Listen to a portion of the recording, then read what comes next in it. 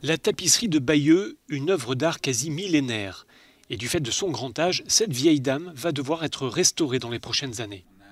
La dégradation de la tapisserie ne saute pas aux yeux de prime abord. Mais une équipe d'experts s'est récemment penchée sur l'ouvrage, scrutant chaque centimètre carré. Quand on sait que l'œuvre mesure 70 mètres, ce travail de diagnostic a duré des semaines. Le recensement de milliers de trous et autant de taches, et un verdict sans appel. Il faut intervenir pour éviter que l'état de cette vieille dame ne s'aggrave.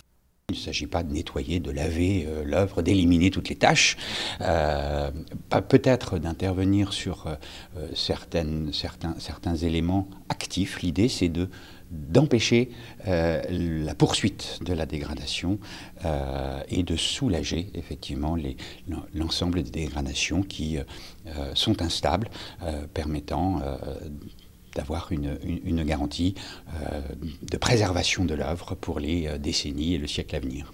1, 2 et tac, stop! La restauration devrait commencer en 2024 et ce ne sera pas une mince affaire. Il faut au moins 50 personnes pour déplacer la tapisserie sans risquer de l'endommager. Et il faut trouver un espace suffisamment grand pour un chantier de cette taille. Quant au coût des travaux, 2 millions d'euros.